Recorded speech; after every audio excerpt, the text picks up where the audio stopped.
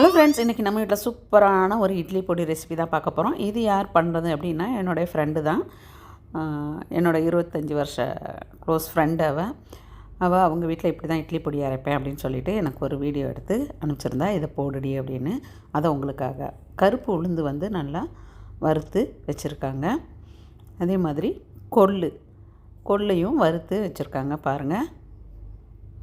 இந்த பொடி ரொம்பவே டேஸ்ட்டாக இருக்கும் அப்படின்னு சொல்லியிருக்காப்புல. நானும் இன்ன வரைக்கும் ட்ரை பண்ணதில்ல. அடுத்து நானும் இதே மாதிரி ட்ரை பண்ண போகிறேன். நீங்களும் ஒரு வாட்டி ட்ரை பண்ணி பாருங்கள். வேர்க்கடலை நல்லா வறுத்து தோல் உரித்து வச்சுருக்காங்க.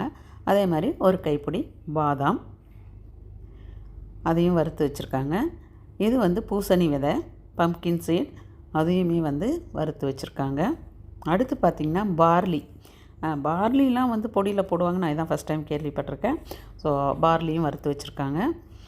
அதே மாதிரி பார்த்திங்கன்னா இது வந்து ஃப்ளேக் சீடு வந்து காமிக்கிறாங்க. ஃப்ளேக் சீடும் வந்து, அதுக்கப்புறம் சூரியகாந்தி விதை, சன்ஃப்ளவர் சீட் எல்லாமே இதெல்லாம் வறுத்து வச்சுருக்காங்க. பாருங்கள், நல்லா அந்த ரொம்ப கருக விடாமல் அழகாக சூப்பராக பொன் வறுவலாக வறுத்து வச்சுருக்காங்க. இது வந்து சன்ஃப்ளவர் சீட். அதுக்கப்புறம் முழு உடச்சக்கல்லை வறுத்து வச்சுருக்காங்க.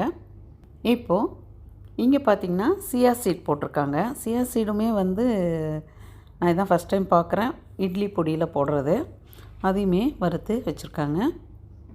பாருங்கள், அவங்க எடுத்து காமிக்கிறது சியா சீடு. நம்ம வந்து ஜூஸுக்கெலாம் போடுவோம்ல, அந்த சீடு தான் அது. இந்த பொடிக்காக போடுற எல்லா ஐட்டமுமே வந்து ரொம்பவே ஹெல்த்தியான ஐட்டம். அதே மாதிரி பசங்க சாப்பிடாத ஐட்டம். இதெல்லாம் சாப்பிட மாட்டாங்க வீட்டில் நட்ஸாக வச்சுருந்தாலாம். ஸோ இன்டைரக்டாக நம்ம வந்து இந்த மாதிரி பொடியாக செஞ்சு கொடுக்கும்போது கண்டிப்பாக அவங்க சாப்பிடுவாங்க. அடுத்து வந்து மிளகாய், பூண்டு, பெருங்காயம், கருவேப்பிலை தேவையான அளவு கொஞ்சம் எடுத்துருக்காங்க. இதை எல்லாமே நல்லா ஃப்ரை பண்ணிவிட்டு நல்லா ஆறுனதுக்கப்புறம் நம்ம மிக்சியில் போட்டு குறைன்னு பொடி பதத்துக்கு அரைச்சிட்டு இட்லி, தோசை, சாப்பாட்டுக்கு கூட அழகாக போட்டு பிசைஞ்சு சாப்பிட்லாம். இது சூப்பராக இருக்கும் போல இருக்குது. நானும் இதே மாதிரி ஒரு வாட்டி ட்ரை பண்ணுறேன். ஸோ அந்த வீடியோ நான் போடுறேன் உங்களுக்காக. ட்ரை பண்ணி எப்படி இருக்குதுன்னு சொல்லிவிட்டு உங்களுக்காக நான் போடுறேன். ஸோ என் ஃப்ரெண்டு கொடுத்த இந்த வீடியோ எனக்குமே ரொம்ப பிடிச்சிருந்தது. அதனால் உங்கள்கிட்ட நான் இதை வந்து ஷேர் பண்ணியிருக்கேன். என்னோடய ஃப்ரெண்டு பேர் சுதா. இவங்க வந்து சென்னையில் தான் இருக்காங்க. என்னுடைய ரொம்ப க்ளோஸ் ஃப்ரெண்டு. அவங்க எடுத்த வீடியோ தான் இப்போ நான் உங்களுக்கு போட்டுட்ருக்கேன். அவங்க வீட்டில் இந்த மாதிரி தான் இட்லி பொடி செய்வேன்னு சொல்லியிருக்காங்க. இந்த வீடியோ பிடிச்சிருந்தா மறக்காமல் லைக் பண்ணுங்கள், கமெண்ட் பண்ணுங்கள். இந்த மாதிரி ஒரு வாட்டி நீங்களும் பொடி செஞ்சு உங்கள் வீட்டில் அசத்துங்க. எப்படி இருந்துச்சு அப்படின்னு சொல்லிட்டு உங்கள் வீட்டில் சொல்லுவாங்க இல்லையா கமெண்ட், அதையும் வந்து எங்கள் கமெண்ட் பாக்ஸில் கமெண்ட் பண்ணுங்கள். இந்த வீடியோ பிடிச்சிருந்தால் மறக்காமல் லைக் பண்ணுங்கள், கமெண்ட் பண்ணுங்கள். இந்த வீடியோ மற்றவங்களுக்கும் ஷேர் பண்ணுங்கள். வேறு இன்னொரு சூப்பரான வீடியோவில் அவங்கள வந்து மீட் பண்ணுறேன் ஃப்ரெண்ட்ஸ்.